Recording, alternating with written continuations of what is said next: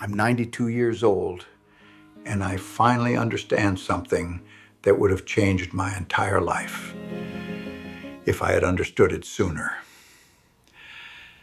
But that's the cruel trick of wisdom, isn't it? It only arrives after you've already made the mistakes it could have prevented. You get the answers after the test is over. You learn how to live after you've spent most of your life merely existing. My name is Eugene. I was born in 1932 in a small farmhouse in Ohio that doesn't exist anymore. I've lived through the Depression, through wars, through the invention of television and computers and phones that fit in your pocket. I've seen empires rise and fall. I've buried my parents, my wife, my younger brother, and my oldest son. I've watched the world change so many times that sometimes I forget which version of it I'm living in now. But none of that matters. None of the history I've witnessed, none of the changes I've survived, none of it matters compared to what I'm about to tell you. Because the truth I realized too late has nothing to do with world events or technology or progress. It has to do with something much smaller, much closer, much more painful. I wasted my life being right. I wasted my life winning arguments that didn't matter with people who mattered more than anything. Let me tell you about my wife, Dorothy. We met in 1954 at a church picnic. She was wearing a yellow dress with white flowers on it, and she was laughing at something her friend said. And I remember thinking that I had never heard a sound so beautiful in my entire life. I walked over to her and I said something stupid. I don't even remember what. And she laughed again. That laugh. I spent the next 53 years trying to make her laugh like that. We got married in 1956. We had 4 children. We built a life together, the kind of life that looks perfect in photographs. A nice house, a good neighborhood, children who grew up healthy and strong. From the outside, we had everything. But inside that house, inside that marriage, I was a fool. I was a proud, stubborn, righteous fool who cared more about being right than being kind. Dorothy and I fought. All couples fight. But I never let anything go. I never apologized first. I never admitted I was wrong, even when I knew I was, even when the evidence was staring me in the face. I would rather let her cry herself to sleep than swallow my pride and say 3 simple words. I was wrong. Do you know what it's like to watch your wife cry and know that you could stop it with a single sentence, but you don't? Do you know what it's like to choose your ego over her peace? I do. I did it hundreds of times over 53 years. And every single time I told myself I was protecting something important. My dignity, my principles, my authority as the head of the household. What a joke. What a pathetic, miserable joke. Dorothy died in 2009, pancreatic cancer. It took her in 4 months from diagnosis to funeral. Those last 4 months, I finally became the husband I should have been all along. I held her hand. I told her I was sorry. I apologized for every fight, every cold shoulder, every night I let her feel alone in our own bed. And she forgave me. Of course she forgave me. That's who she was. That's who she always was. But here's the thing about deathbed apologies. They're not really for the person dying. They're for you. They're for the person who has to keep living with what they did. Dorothy forgave me, but I have never forgiven myself. Because I know the truth. I had 53 years to be gentle. I had 53 years to choose her over my pride. And I waited until she was dying to finally do it. I want you to understand something about time. When you're young, time feels infinite.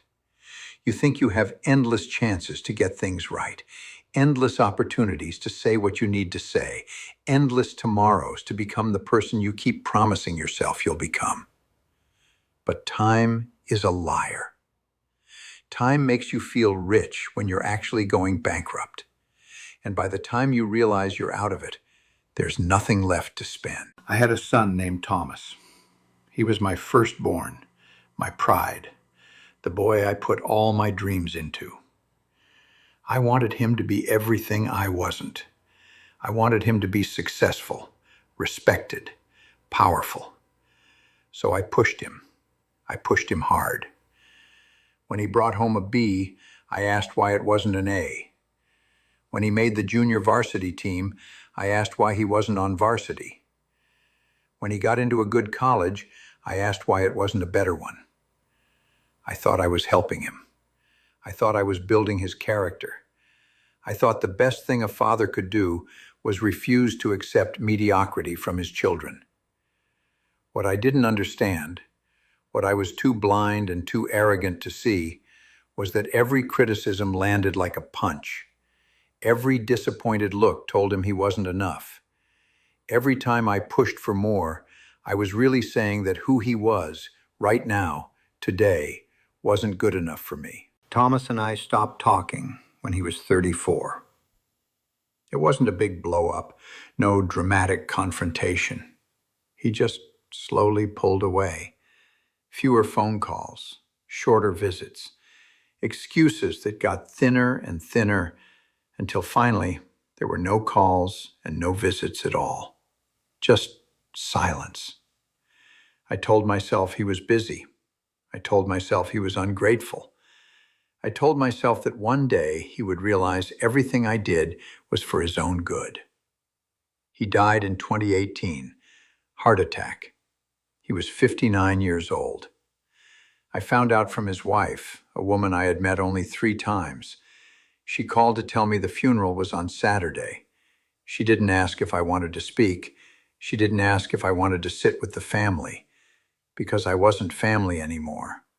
I was just the man who used to be his father. I went to that funeral, and I sat in the back row like a stranger. I watched people who actually knew my son, who actually had a relationship with him, stand up and talk about the man he became.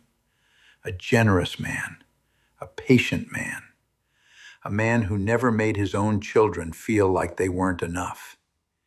He had learned, somewhere along the way, to be everything I wasn't. And he had learned it by deciding to be nothing like me. That funeral broke something in me. It broke the last piece of my pride, the last wall I had built to protect myself from the truth. And the truth was simple. I had chosen being right over being loved. I had chosen my standards over my son, and I had lost him forever because of it. Here's what I want to tell you, and I need you to listen. Not with your head, but with whatever part of you is still soft enough to feel things. The people in your life do not need you to be right. They do not need you to be perfect. They do not need your corrections or your criticisms or your well-intentioned advice. They need you to be present. They need you to be kind. They need you to look at them and see them, really see them, not as projects to improve, but as people to love. Every time you choose being right over being kind, you make a withdrawal from a bank account you cannot see. And that account has a balance. It might take years, it might take decades, but eventually you will overdraw it. And when you do, the people you love will leave. Not because they don't love you, but because loving you costs too much. I have 3 living children, Susan, Robert, and Patricia. After Thomas died, I called each of them. I did something I had never done before in my entire life. I apologized. Not for specific things, but for all of it. For being hard when I should have been soft. for being cold when they needed warmth, for making them feel like my love was conditional, something they had to earn rather than something they were born deserving. It was the hardest thing I've ever done. Harder than burying my wife. Harder than sitting in the back of my son's funeral. Because apologizing meant admitting that I had been wrong for 60 years. It meant looking at my whole life and seeing it for what it really was. Not a success story, but a cautionary tale. My children forgave me. Like their mother, they had more grace than I ever deserved. But I know that the damage doesn't disappear with an apology. The scars remain. The memories remain. The little boy who just wanted his father to say, "I'm proud of you," is still somewhere inside my 68-year-old son, still waiting to hear those words without conditions attached. I'm 92 years old. I wake up every morning surprised that I'm still here. My body is failing in ways I won't bore you with. My friends are all gone. Most mornings, I sit in my kitchen with a cup of coffee that takes me an hour to finish, and I think about time, how I spent it, how I wasted it, how much of it I traded for things that turned out to be worthless. I think about all the arguments I won with Dorothy. I can't remember what any of them were about, not one. But I remember her face. I remember the way she would turn away from me when I wouldn't back down. I remember the silence that would fill our bedroom when I chose my pride over her peace. Those silences, those invisible wounds, those are what remain. The arguments are forgotten. The damage is forever. I want to tell you something about what matters. When you get to my age, when you're closer to death than to birth, your vision changes. Things that seem so important become transparent, like ghosts. Your career, your achievements, your bank account, the respect of people you don't even like. None of it matters. It all fades to nothing. What remains, what still has color and weight and meaning, is simpler than you can imagine. The people you loved. The moments you were truly present. The times you chose kindness over cleverness. The apologies you made before it was too late. That's all that's left.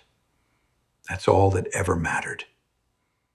You're sitting there right now, and you're thinking about someone. Maybe it's a parent you've been distant from. Maybe it's a sibling you haven't spoken to in years. Maybe it's a friend you let drift away because of something that seemed important at the time, but now you can't even remember what it was. That person you're thinking about, that relationship you've neglected, that's where your attention belongs. Not tomorrow. Not when things calm down. Not when you have more time or more energy, or when they apologize first. Now. Today. Before the silence grows so long that it becomes permanent. I'm 92 years old, and I have one piece of wisdom to offer you. Just one. Be kind. Be kind even when you're right. Be kind even when they're wrong. Be kind even when it costs you something. Because being right is lonely. Being right is cold.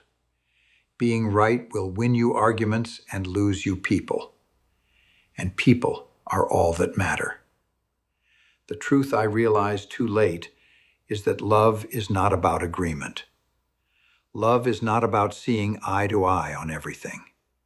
Love is about choosing the relationship over the argument, choosing connection over being correct, choosing to say, "I'm sorry," even when you think you shouldn't have to. I cannot go back and unspend the years I wasted on pride. I cannot go back and hold Dorothy's hand instead of crossing my arms. I cannot go back and tell Thomas that I was proud of him exactly as he was. Those chances are gone, spent. wasted on a version of myself that I'm now ashamed of. But you still have your chances. Your parents are still here, or maybe they're not, but someone is. Someone is waiting for you to call. Someone is waiting for you to show up. Someone is waiting for you to choose them over your pride, your busyness, your endless excuses. Don't wait until you're 92. Don't wait until you're sitting alone in a quiet kitchen, running the math on all the years you lost. Don't wait until the people you love are memories instead of voices on the other end of a phone. The truth is simple, and now you know it. What you do next is up to you. But please, for your own sake, don't do what I did. Don't realize it when it's already too late. Go be kind. Go be present. Go tell someone you love them, not because they earned it, but because love isn't supposed to be earned. That's all I have. That's everything I know, and it only took me 92 years to learn it.